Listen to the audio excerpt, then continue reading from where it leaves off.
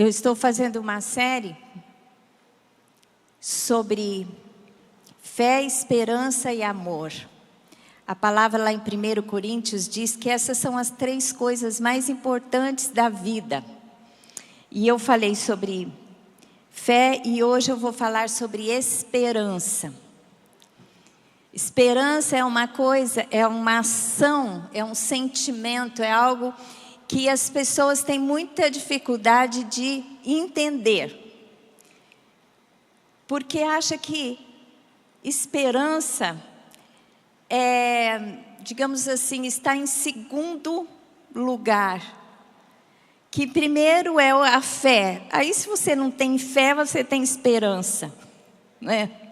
Muita gente até repreende quando você fala, eu espero que. Aí as pessoas falam, não é espero que. Você tem que falar, vai acontecer. Mas são coisas distintas e complementares. É importante que nós tenhamos fé.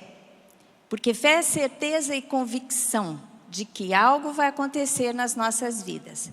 Mas esperança é muito importante. Porque esperança é expectativa.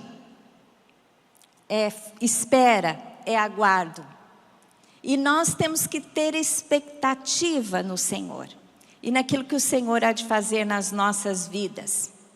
Quem não tem esperança tem uma vida pesada. Porque não tem um sentimento positivo quanto ao futuro. A pessoa que não tem esperança olha para o futuro e não tem um sentimento que possa gerar em você algo positivo e um aguardo e uma expectativa de que algo melhor vai acontecer na sua vida. E Deus quer trabalhar nesse sentido. Deus quer que nós tenhamos esperança.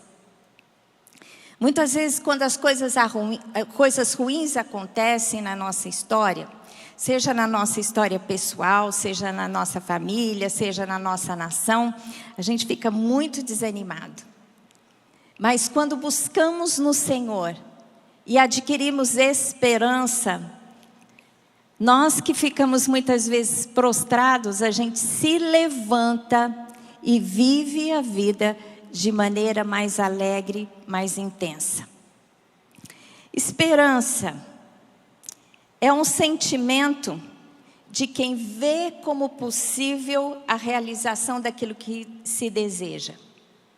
Se você deseja algo, olhe para aquele desejo, para aquele sonho que você tem, sabendo que é possível que você venha alcançar aquilo que você deseja, porque você tem um Deus que é um Deus de coisas possíveis e impossíveis. Amém? É confiança em coisa boa. Você olhar para o futuro e fala, vai ser bom. É ter fé. Esperança de uma vida melhor. Quem não quer ter uma vida melhor? Tem até uma palavra de Deus que o final vai ser melhor do que o começo. O fim das coisas é melhor do que o começo.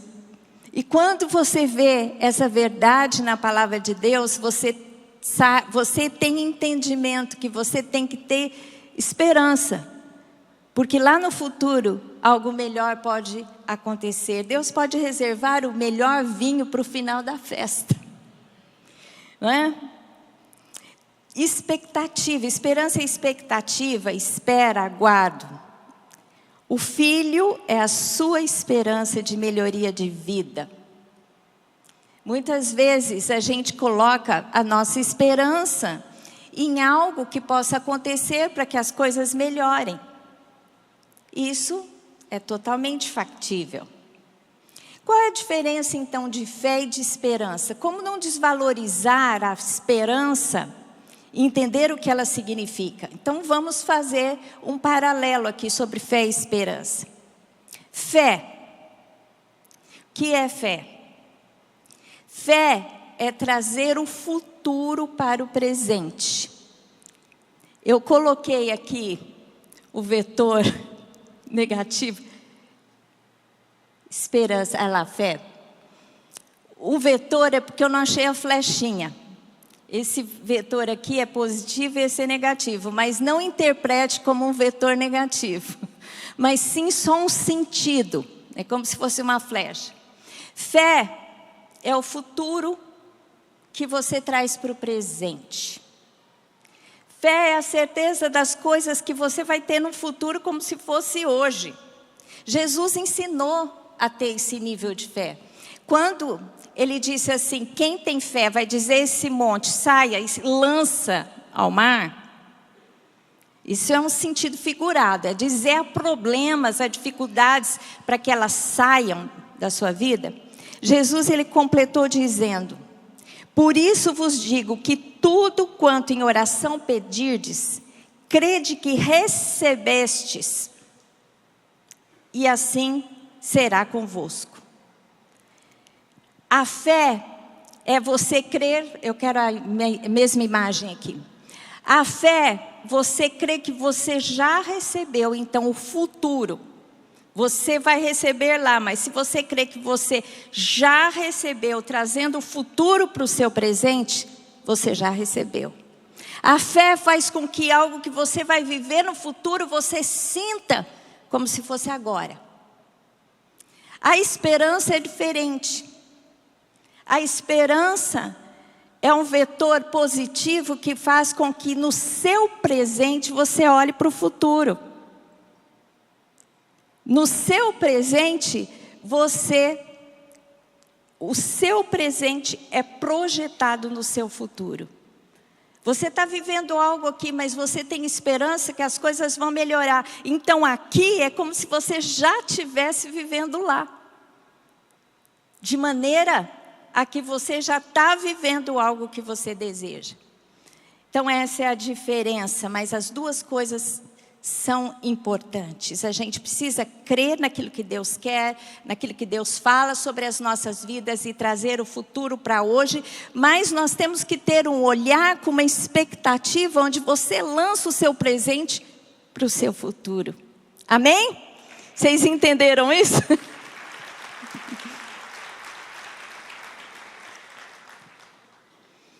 Eu quero ler lá 1 Coríntios 15, 12, que fala sobre lançar o presente para o seu futuro. Ou seja, o presente como a esperança como um vetor positivo para o seu futuro.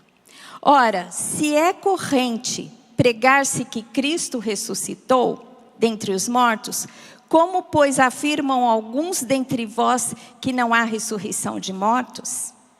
Está tendo uma discussão aqui sobre a ressurreição. E Paulo está dizendo assim, olha, Jesus ressuscitou. E há uma discussão sobre isso. E tem gente que não está crendo na ressurreição. Então ele diz, ora, se é corrente pregar que Cristo ressuscitou dentre os mortos, como pois afirma alguns dentre vós que não há ressurreição de mortos?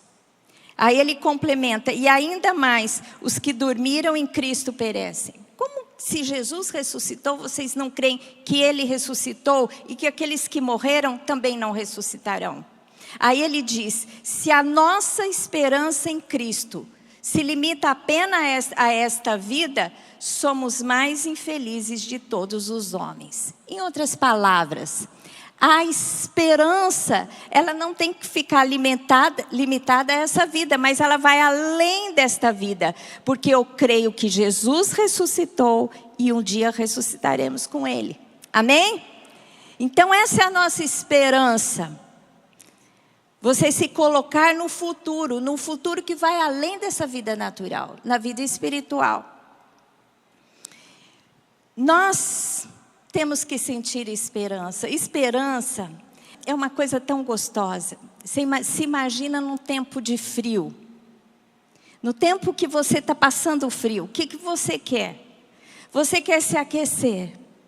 A esperança é como se fosse essa manta que te aquece em dias frios.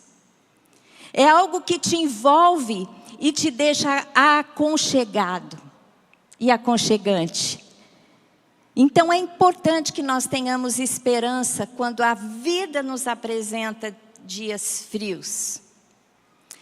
É como a gente sentir uma brisa fresca quando os dias estão muito causticantes e quentes.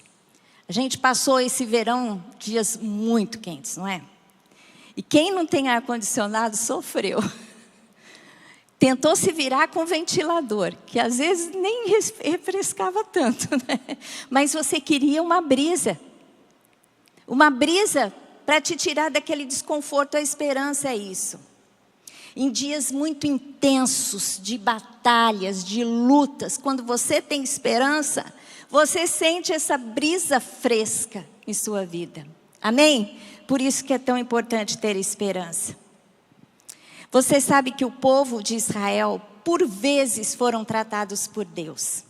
Porque Deus escolheu um povo, deu a ele a sua lei. E Deus esperava que aquele povo, que ele ia se revelar a quem ele era, todo o seu propósito, o povo de Israel. Ele esperava que aquele povo fosse fiel na adoração. E por vezes, Deus falou: não adorem outros deuses. Não façam para vocês imagens de escultura. Deus se revelou como o único Deus. As nações todas tinham muitos deuses. E ele se revelou como Deus Espírito. Não precisava ter nada ou uma imagem para adorar, mas ele queria adoração em espírito. E quando o povo era rebelde e não atendia a voz do Senhor, o Senhor os disciplinava. E aconteceu isso. Quando o povo se rebelou ao Senhor, adorando outros deuses, e Deus levou o povo de Israel cativo para a Babilônia. E lá eles ficaram 70 anos. Deus disse: vocês vão ficar lá 70 anos. E depois eu vou libertá-los. O profeta Jeremias profetizou antes do cativeiro. Quando ele estava para acontecer, o profeta incessantemente pregava para o povo, pregava para os reis de Israel, que se eles não se arrependessem, não se voltassem para Deus, viria o cativeiro. E isso aconteceu, o cativeiro aconteceu porque eles não ouviram, mas o profeta Jeremias foi um profeta da esperança. Porque assim como Deus falou, vai acontecer, Deus já disse, mas o fim será bom, porque eu vos libertarei e vocês voltarão. Para gerar o quê? Vocês vão ser disciplinados, mas tenham esperança, porque a disciplina será para um bom fim. Quero ler com vocês lá Jeremias 29, 8 a 10, que descreve isso que eu falei para vocês. Porque assim diz o Senhor dos Exércitos, o Deus de Israel: não vos enganem os vossos profetas que estão no meio de vós, nem os vossos adivinhos, nem deis ouvidos aos vossos sonhadores que sempre sonham segundo o vosso desejo, porque falsamente vos profetizam ele em meu nome. Eu não os enviei, diz o Senhor. Assim diz o Senhor: logo que cumprirem para a Babilônia 70 anos, vocês ficarão 70 anos. Atentarei para vós outros e cumprirei para convosco a minha palavra, tornando a trazer-vos para este lugar. Depois de 70 anos, vocês voltarão.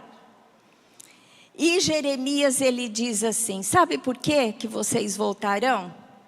Jeremias 29, 11, Deus falando: eu é que sei os pensamentos que tenho a vosso respeito, diz o Senhor. Pensamentos de paz e não de mal, para vos dar o fim que desejais. Amém? Diga assim: Deus vai dar o fim que eu desejo. Se você ouvir ao Senhor, receber a sua direção, a sua instrução e caminhar segundo a sua vontade, Ele vai dar o fim que você deseja. Porque você vai estar alinhado com o propósito de Deus. Aqui Deus está dizendo para o povo: vocês vão ser disciplinados por mim, mas eu tenho bons pensamentos sobre vocês. Eu não estou fazendo isso porque eu não os amo, mas porque eu os amo. Os meus pensamentos acerca de vocês são pensamentos de paz e não de mal, para dar o fim que vocês desejam. Só o fim que vocês desejam virá quando vocês aprenderem aquilo que eu quero ensinar a vocês. Amém? Gente, isso foi tão sério. Pode aplaudir ao Senhor.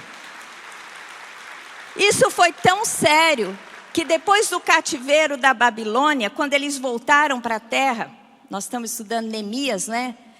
Quando Esdras e Neemias houve a reconstrução do templo e dos muros de Jerusalém, nunca mais o povo de Israel idolatrou. Eles nunca mais adoraram deuses em forma de figuras. Nunca mais. Tanto é que hoje em Israel eles têm tanto cuidado que eles não fazem busto. Sabe como a gente que faz busto para homenagear alguém? Israel eles não fazem. Porque eles aprenderam que não se deve adorar o que se vê. Gente, foi muito sério. Então, quando Deus está trabalhando em nossas vidas, até para nos disciplinar em tempos tão difíceis, como eu disse aqui, em tempos frios, em tempos muito calorosos, desconfortáveis, cheios de problemas e tribulações, que Deus às vezes permite em nossas vidas, tenha esperança, porque não vai acabar assim. Amém? Assim como o povo não morreu na Babilônia, mas Deus deu vida a eles, e deu vida para que eles voltassem, e se reestruturassem, e se reconstruíssem. Deus também fará na sua vida. Amém? Tenha esperança. Esperança é aguardo. Quando nós temos esperança, nós aguardamos. E tem uma esperança que nós temos muito importante, que nós aguardamos a esperança de sermos um dia adotados como filhos. A adoção do Espírito Santo de Deus, a adoção de Deus nos adotando como filhos. Romanos 8, 23 e 25 diz assim: e não somente ela, mas também nós, que temos as primícias do Espírito Santo, igualmente gememos em nosso íntimo, aguardando a adoção de filhos, a redenção do nosso corpo. Nós temos esperança, temos expectativa, estamos no aguardo da adoção de filhos, a redenção do nosso corpo. Porque na esperança somos salvos. Ora, a esperança que se vê não é esperança, pois o que alguém vê como espera, mas se esperamos o que não vemos, com paciência o aguardamos. Amém? Esperança é isso, você olhar para o futuro, enxergar no futuro algo que você não vê no presente, mas você transporta o seu presente para o seu futuro como se fosse real. Amém? Então tem esperança, seja uma pessoa esperançosa. É tão gostoso a gente viver com gente esperançosa, não é? Pode estar tudo mal que aquela pessoa, ela fala, não, vai melhorar. Dias melhores virão. Tem gente que é pessimista, que se incomoda com pessoas otimistas. E quem é esperançoso, quem tem esperança é otimista, vê o futuro com bons olhos. Amém? Você tem esperança? Veja o futuro, o teu futuro com bons olhos e diga, eu vou viver o melhor de Deus nessa terra. O ano de 2024 vai ser o melhor da minha vida. Você tem que sempre começar o seu ano, um ciclo da sua vida pensando, vai ser o melhor. Aquilo que eu vivi, estou trazendo a boa carga das experiências, mas eu tenho esperança de que algo vai ser bem melhor. Esperança é expectativa, eu espero, eu tenho essa expectativa. Tito 3,7 diz assim, a fim de que justificado por graça, nos tornemos seus herdeiros, segundo a esperança da vida eterna. Segundo a esperança da vida eterna. Essa vida é boa? Muitas vezes. Para alguns, na maioria das vezes. Para outros, passam tempos de muita tribulação, mas não podem perder a esperança, porque nós temos esperança que essa vida não acaba aqui. Nós podemos viver 70, 80, 90 anos, isso numa linha da eternidade é o quê? Mas a nossa vida aqui, o nosso hoje, nós temos que construir algo para a vida eterna. Por isso que o hoje, embora seja tão pequeno, 24 horas dentro da eternidade, mas é aqui que você está construindo para a eternidade. Olha que coisa! Deus inseriu o homem no tempo, onde ele está fora do tempo. Mas o tempo para nós é importante porque é o tempo da oportunidade. Então temos que ter esperança na vida eterna, esperança que nós vamos passar essa vida e que tem algo no futuro. Quero falar sobre os benefícios da esperança. Se você for uma pessoa esperançosa, saiba que você vai viver o melhor. Melhor de Deus. Primeiro porque traz tranquilidade, traz bom ânimo, traz alegria. Vou dar alguns textos para vocês. Traz tranquilidade. Lá em Jó 11:18 diz assim: sentir-te-ás seguro, porque haverá esperança. Olharás em derredor e dormirás tranquilo. Um dos amigos de Jó, imagina, Jó estava sofrendo muito. Deus permitiu que Satanás tocasse na vida de Jó. E Jó então perdeu os filhos, ficou enfermo, perdeu tudo que tinha. No entanto, eles estavam falando para Jó: Jó, há esperança. Pode ficar tranquilo, se sinta seguro, porque há esperança que algo vai mudar, isso vai passar, não vai ficar assim. E de fato, depois que Deus trabalhou na vida de Jó, e Jó pôde experimentar a Deus, não só de ouvir falar, mas experimentar, ter experiências profundas com Deus, Deus restaurou tudo em dobro. Então aquilo que um dos amigos dele estava dizendo: Jó, pode ter esperança, porque haverá esperança.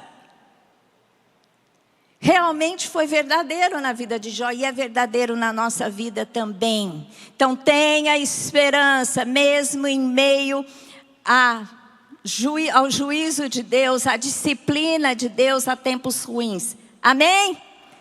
Porque a esperança vai te trazer tranquilidade. A esperança traz bom ânimo. Espera pelo Senhor e tem bom ânimo. E fortifique-se o teu coração. Espera, pois, pelo Senhor. Espera pelo Senhor e tem bom ânimo. Gente, eu não sei vocês, mas é difícil ter bom ânimo, não é? Quem tem dificuldade de ter bom ânimo?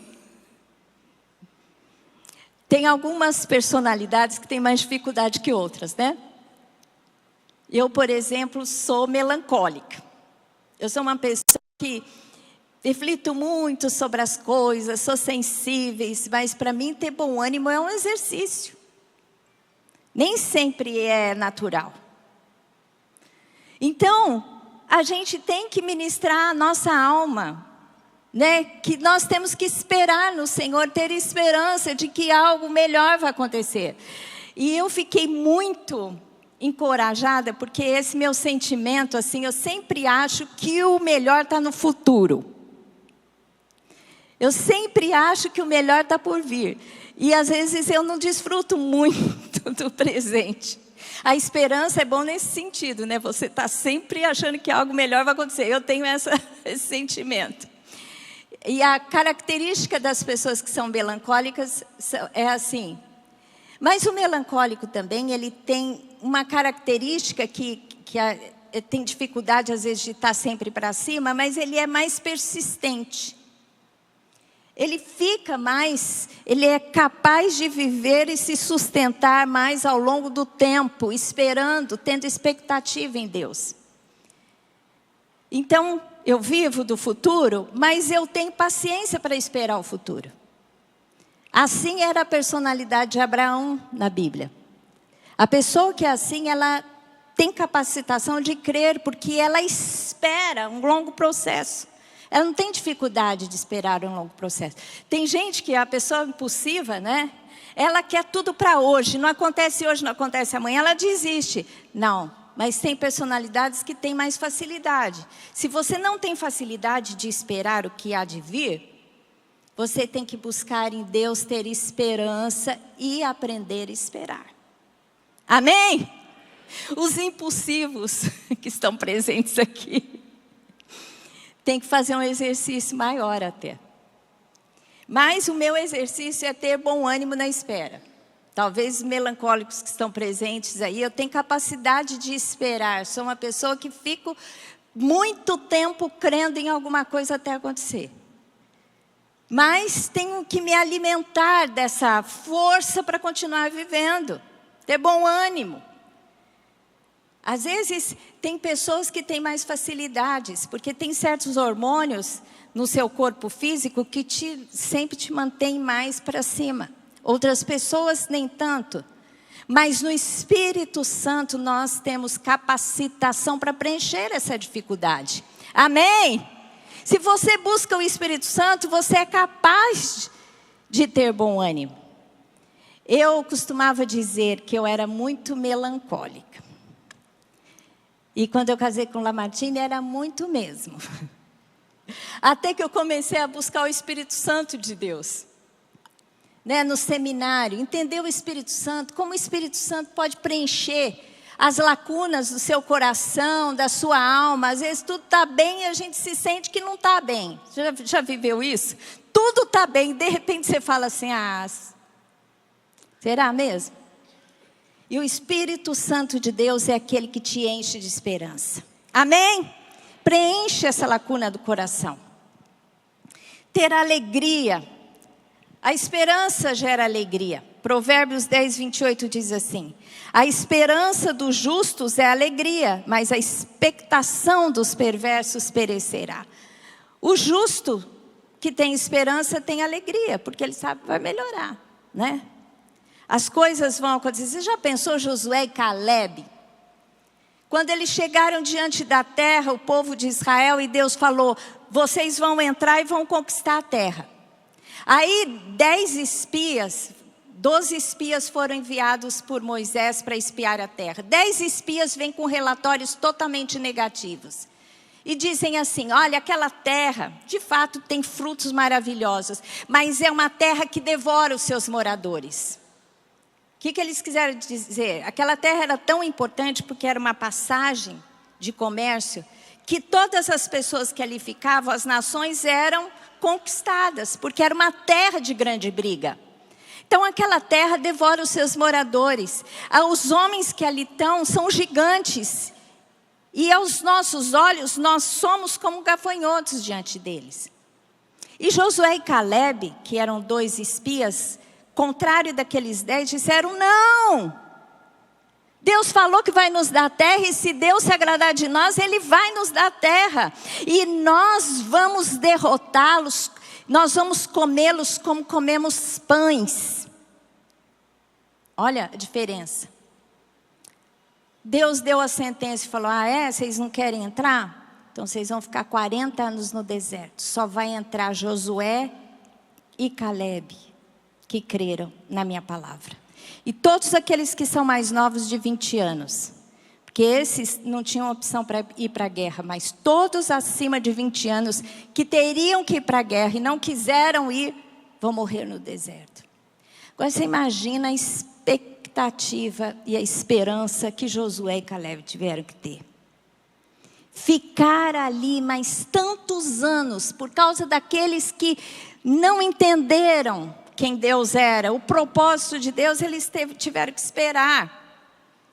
E eles tiveram que ter esperança de que um dia conquistariam. E conquistaram, porque o povo na liderança de Josué e de Caleb entraram na terra e venceram os povos que ali estavam e se estabeleceram.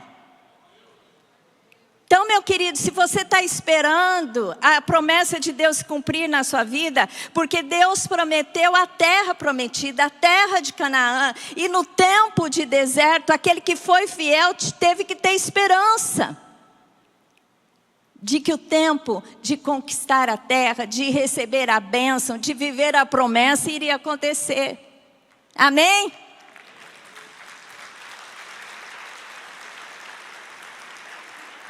Deus é a nossa esperança. Nós temos que crer que Deus é por nós e que dias melhores virão. Nós temos que ter esperança em meio às tribulações. O apóstolo Paulo foi um grande homem de Deus, foi alcançado pelo Senhor Jesus. Jesus se revelou a ele. Na minha opinião, é o 12º apóstolo. Porque todos os apóstolos receberam de Jesus. E o apóstolo Paulo recebeu o evangelho direto de Jesus. Toda a revelação ninguém contou para ele. Ele recebeu de Jesus. Para mim é o 12º. Que vai assentar no trono em Jerusalém. Mas ele sofreu muitas tribulações. Ele chegava em lugares e muitas vezes saía de lá morto, quase morto, achando que estava morto porque ele era apedrejado. Ele passou por fomes, ele passou por frios, ele passou por naufrágios, ele passou por tanta coisa ruim. E ele sempre teve esperança, porque ele aguardava algo. Ele aguardava o galardão, ele guardava com expectativa o encontro com Jesus. E ele diz assim lá em Romanos 5, de 3 a 5. E não somente isso, mas também nos gloriamos nas próprias tribulações, sabendo que a tribulação produz perseverança. Se você está passando por problemas, está vivendo tribulações, vai produzir perseverança. Você tem que perseverar até que passe. E a perseverança é experiência. Você está adquirindo experiência naquilo que você está vivendo. E a experiência, esperança. Ora, a esperança não confunde.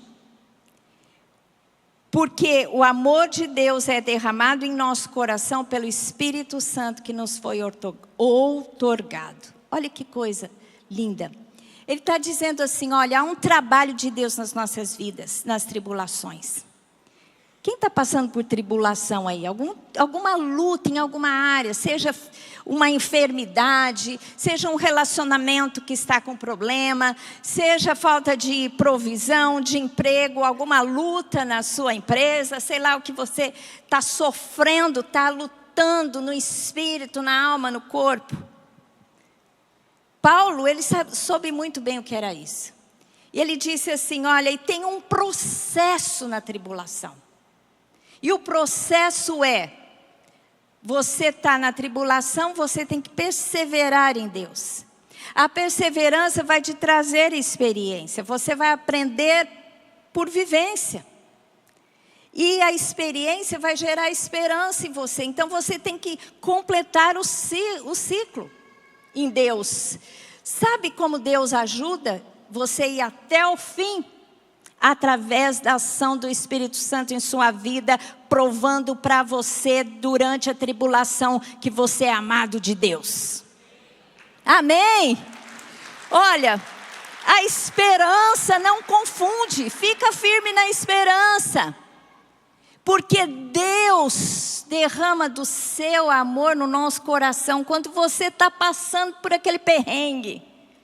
Você vai achar, será que Deus está comigo? Deus vai enviar o seu Espírito Santo, que vai fazer uma obra no seu coração, onde Ele vai te visitar e vai te encher de amor, do amor de Deus, para que você tenha com clareza, com certeza, que Deus te ama. E que se você está passando por aquilo, Deus vai forjar em você algo muito especial. Deus vai aumentar a sua fé. Deus vai te fortalecer. E o fim será bom. Porque depois que você passar pela tribulação, Deus vai te abençoar. Se você perder algo ao longo do caminho, Deus vai restituir em dobro. Amém?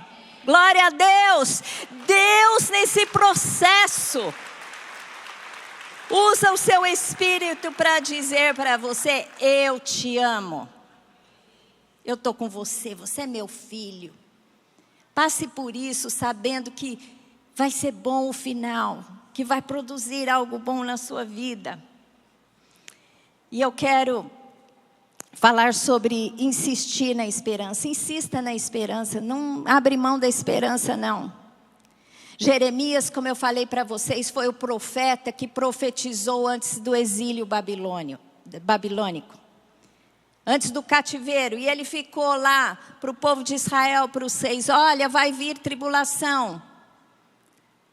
Vai vir a opressão. Jerusalém será derribada, será destruída, vocês vão ser levados cativos. Disse até quanto tempo seria, 70 anos vocês vão ficar lá. E eles não ouviram. E quando eles foram levados, Jeremias não foi para a Babilônia, ele ficou na terra, ele ficou em Jerusalém, depois ele foi para o Egito. E ele, quando tudo isso aconteceu, ele chorava muito, tanto é que tem um livro Lamentações de Jeremias, ele lamentando, chorando. E foi ele quem disse aquela frase célebre, que a gente tanto fala: quero trazer à memória o que me pode dar esperança. Você pode repetir comigo? Quero trazer à memória o que me pode dar esperança. Quando você olha para tudo que está destruído, você não pode olhar para o que está aqui destruído. Nós estamos falando esse ano sobre reconstrução. É pegar tudo que está destruído aqui, ó, em monturo,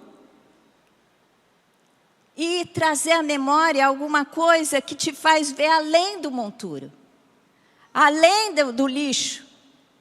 Trazer à memória, exercitar a sua mente.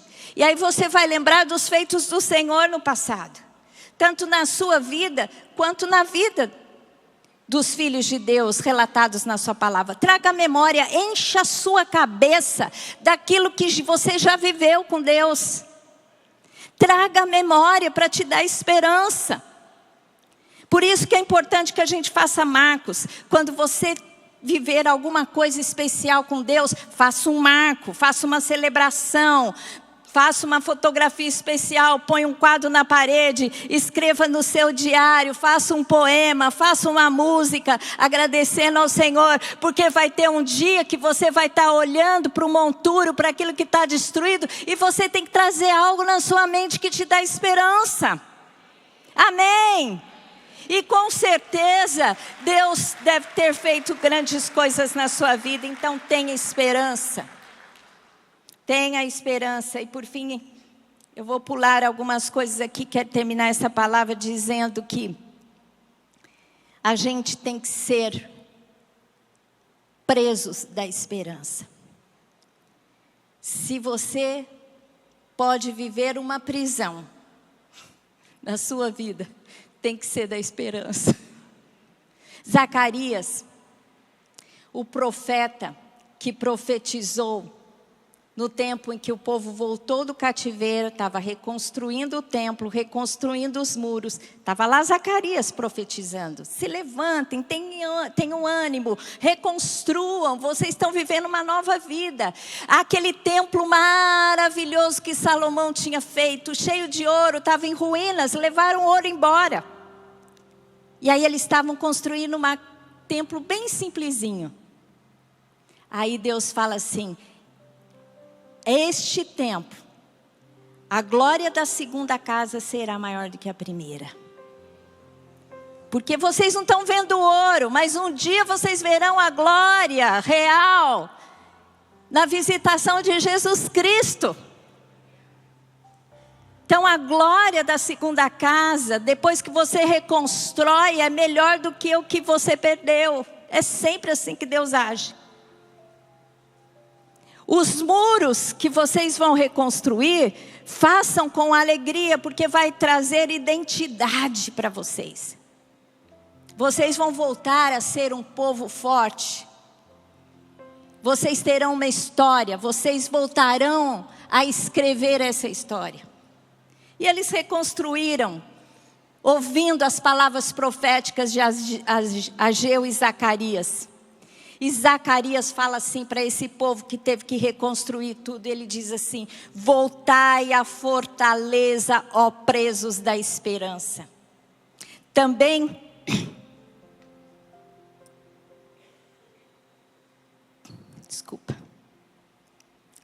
também hoje vos anuncio que tudo vos restituirei em dobro. É isso que a esperança faz. Olhar para tudo que está destruído. E ser preso na esperança de tal forma que você vai olhar e falar assim: isso aqui não é nada.